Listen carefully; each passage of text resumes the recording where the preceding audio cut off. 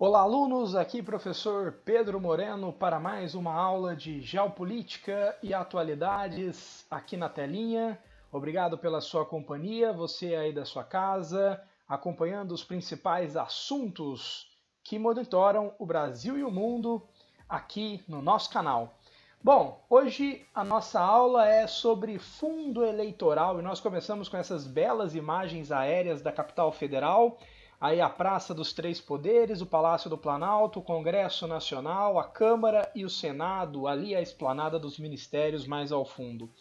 Bom, comecei com essas imagens porque daí a sede do Poder Nacional emanam algumas decisões que interferem em todo o país, inclusive sobre as eleições de 2020. Ano eleitoral, ano de escolher prefeitos e vereadores no Brasil, eleições municipais. E o nosso tema vem a calhar sobre este assunto. Vamos falar sobre o fundo eleitoral. E para nós entendermos o fundo eleitoral, nós vamos recorrer aí a algumas situações, alguns critérios que foram sendo definidos pelo Congresso Nacional, para que a gente procure entender então do que se trata este fundo e a sua importância para o processo democrático. Então, bora lá. O que é o fundo eleitoral? O fundo eleitoral nada mais é do que um fundo de financiamento de campanhas eleitorais. Então, um fundo público destinado ao financiamento de campanhas políticas. E essas campanhas são importantes, obviamente, à democracia, são importantes, obviamente, à continuidade do processo democrático. E esse dinheiro é um dinheiro que é alimentado, esse fundo ele é alimentado por dinheiro que vem do Tesouro Nacional. E como vocês podem perceber aqui, ó, a distribuição ela acontece de forma proporcional ao número de representantes de cada partido. Hoje, os dois partidos que mais recebem fundo eleitoral, que mais receberão dinheiro para bancar, para financiar as campanhas eleitorais, serão os partidos PSL, até então partido do presidente Bolsonaro, houve então, portanto, a desfiliação mais recentemente, e o PT. Isso porque esses foram os partidos com maior número de representantes nas últimas eleições, e por conta disso, proporcionalmente, também são os dois partidos que mais receberão dinheiro do fundo eleitoral para bancar as próximas campanhas, nesse caso, campanha municipal. Bom, da onde vem esse fundo, né? Primeiro a gente precisa fazer algumas importantes definições. Primeiro, pensar em campanha eleitoral é pensar na democracia como um todo. Então, campanhas eleitorais são fundamentais para o processo democrático. E no nosso país e no Brasil, elas custam muito caro por conta de alguns motivos. Por exemplo, o Brasil é um país muito grande.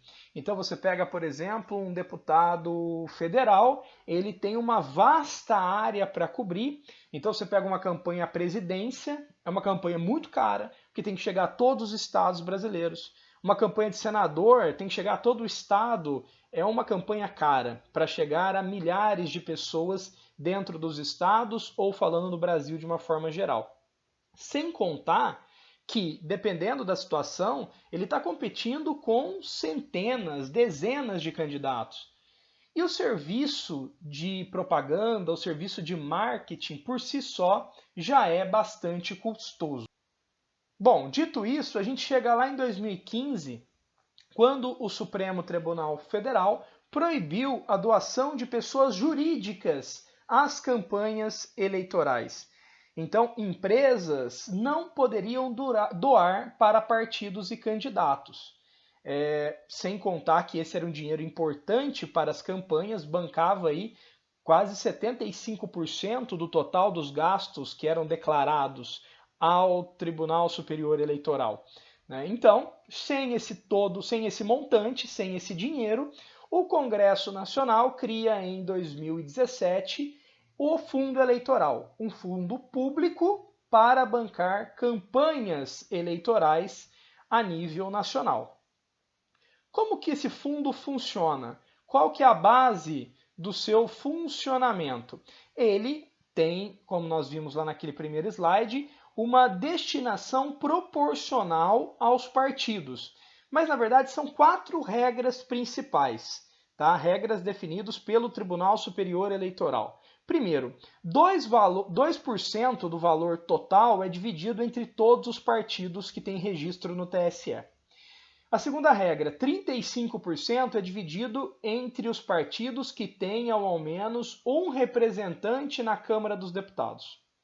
48% é distribuído entre partidos na proporção das suas bancadas, então na proporção da eleição de representantes, e 15% para partidos com representação na bancada do Senado. 48% da Câmara, 15% no Senado. Então, mesmo um partido pequeno que não tenha ainda nenhum representante, ele vai receber aí aquela divisão dos 2%. E aí, para ter um número maior, para ter um valor maior, precisa aumentar também o número de representantes. Tá? Essa é a lógica atual do fundo eleitoral.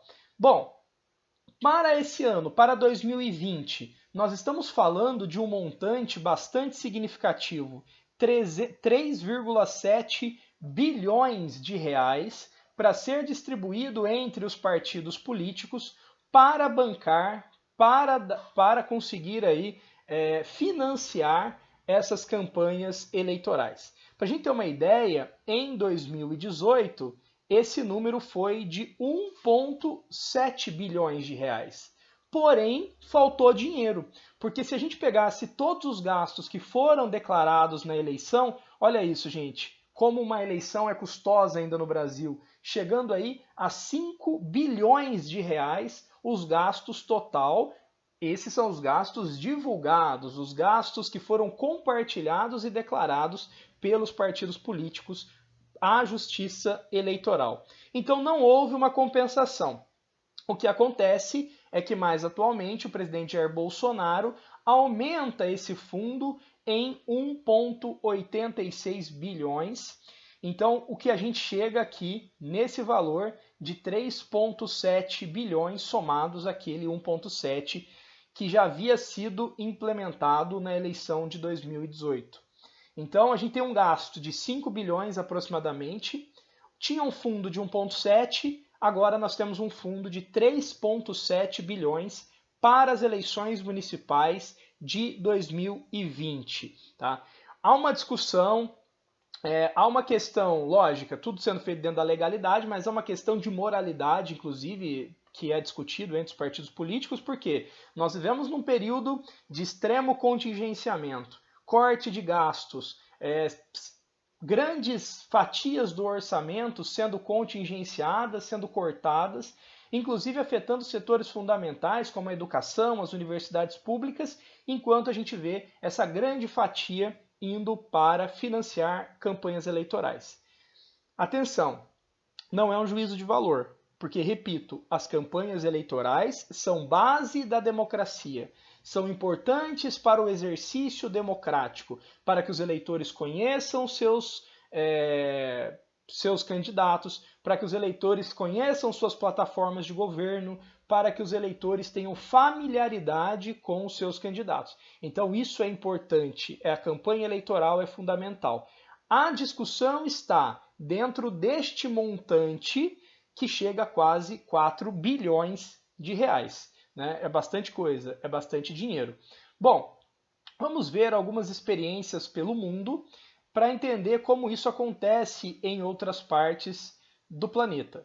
Importante, o fundo eleitoral ele está presente em quase todos os partidos do mundo. É algo comum para financiamento de campanhas. Para a gente ter uma ideia, um levantamento feito aí pelo portal Politize mostra que menos de 30% dos países não fornecem algum tipo de dinheiro público a partidos e candidatos. Tá? Com exceção da Itália, todos os partidos que não oferecem esse dinheiro público são países instáveis democraticamente, né, e que não possuem uma tradição democrática entre os seus sistemas eleitorais, como por exemplo o Egito, o Sudão, a Zâmbia, o Irã, o Paquistão. Então, dentro dos sistemas democráticos, é comum que haja essa transferência de recursos aos partidos políticos. Por exemplo, na Alemanha, o que acontece no sistema eleitoral alemão? Os partidos podem receber doações de empresas e de pessoas, e também há uma espécie de contribuição de filiados. Então, por exemplo, você é filiado a determinado partido, você faz uma contribuição mensal, anual, para manutenção daquele partido político e para também custear as campanhas eleitorais. Na França, também é proibida a doação de empresa, como ficou definido pelo Supremo aqui no Brasil. O Estado repassa alguns recursos públicos, mas há um limite de gastos definido nas eleições anteriores. Isso acontece aqui no Brasil também. Os partidos políticos não podem gastar o quanto querem. Eles têm, a partir de uma média feita com eleições anteriores, eles precisam seguir um limite de gastos dentro da campanha eleitoral. E aí você poderia me perguntar, né? Bom, tá bom, beleza. Para não ir dinheiro público para a campanha, quais são as alternativas? O que nós podemos pensar e esperar? Gente, existem algumas alternativas ao sistema de fundo eleitoral. Por exemplo, nós temos aqui uma doação, uma alternativa que seria o Estado abrir um fundo para doações gerais, não só vindas do Tesouro Nacional, mas doações de qualquer pessoa, e depois, por exemplo, repassariam para os partidos parte dessas doações. Isso acontece na Alemanha, né? O Estado repassa uma porcentagem de cada recurso recebido por doações de filiados a esse fundo nacional, né? Por exemplo, nós precisaríamos urgentemente reduzir os custos das campanhas eleitorais e aumentar o poder de fiscalização. E uma alternativa é o uso da internet. A internet, através, por exemplo, das postagens que chegam a milhares de pessoas e tem um custo muito mais barato do que imprimir cartaz, do que imprimir santinho, do que veicular grandes horas de propaganda na TV e no rádio, né? Porque isso tudo tem uma questão de isenção ao Estado posteriormente. Outra coisa, uma questão importantíssima e que é uma situação que está sendo discutida dentro das reformas propostas é uma mudança no sistema de eleição de deputados estaduais e de deputados federais. Como eu disse para vocês, os deputados, principalmente federais, são aqueles que mais gastam para chegar a ser eleitos, porque eles precisam abranger um campo de eleitores muito grande dentro do país. E aí, duas opções seria, primeiro, o voto em lista fechada. Como que funciona o voto em lista fechada? Cada eleitor vai votar diretamente no partido e não no candidato, né? Essas campanhas, essas candidaturas, elas não seriam mais campanhas individuais, cada deputado responsável pelo seu, e sim seriam campanhas de grupos que poderia baratear. Então você vota no partido e dentro do partido há uma lista. E aí a proporcionalidade dos votos vai definir quantos daquela lista vão se eleger. Outra opção é o voto distrital. O que acontece dentro do voto distrital é que as eleições vão ser majoritárias, mas divididas em distritos e não em estados. Você pega o estado de São Paulo, você tem milhares de pessoas, mais de 40 milhões de pessoas.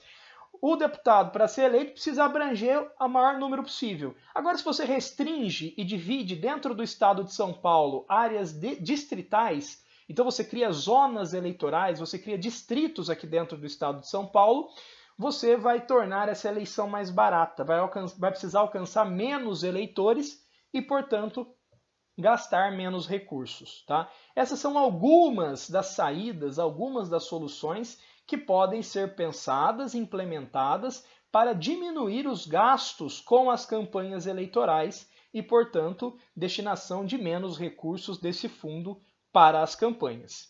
Beleza? Para a gente finalizar essa videoaula, eu separei aqui 5 princípios da administração pública. E vai muito a calhar sobre isso que nós estamos conversando, a questão do bom uso do dinheiro público, a questão do bom planejamento público de campanhas. E esses são os 5 pilares de um bom administrador público, de um bom político, de um bom governante, de alguém que, de uma maneira eleita, exerce um cargo na administração pública. Por exemplo, um bom princípio é o princípio da legalidade. Fazer apenas o que está previsto em lei. Outro princípio importante, a impessoalidade. Não colocar seus interesses pessoais frente aos interesses públicos, frente aos interesses da população. Outra importantíssima, a moralidade administrativa. Agir com ética dentro dos padrões esperados para alguém que exerce um cargo público de representação. Outra coisa, publicizar os gastos públicos e como o dinheiro está sendo empregado, como o dinheiro está sendo usado, é dinheiro público e precisa de transparência com esses gastos. E por fim, um conceito fundamental é o conceito de eficiência. Agir com presteza, buscando o bem comum e sempre com o menor custo possível. É por isso que essa discussão é relevante. Nós estamos falando de 3,7 bilhões de reais. Esse dinheiro é importante para a administração pública. E se a gente tem alguns critérios, talvez esse fundo não precise de tanto dinheiro do Tesouro e esse dinheiro possa ser empregado em outras ações públicas. Nesse momento de coronavírus que nós vivemos, se fala muito do emprego desse dinheiro, do emprego do fundo eleitoral para ações de contingenciamento do avanço da Covid-19. Nesse momento em que eu estou fazendo a gravação do vídeo, isso ainda não tinha sido implementado, era apenas discussões que surgiam na administração entre os eleitores, né? E também repercutia na administração federal. Muito bem, espero que vocês tenham gostado dessa videoaula, que seja proveitoso a todos. Muito obrigado por nos acompanharem até aqui. Bom, vou dar uma de youtuber e vou pedir, já que vocês estão aqui, se inscreve no canal, sempre que tiver vídeo novo, nós vamos postar aí para você estar sempre se atualizando nessas questões de geopolítica e atualidades. Muito obrigado, um grande abraço e até a nossa próxima videoaula. Valeu!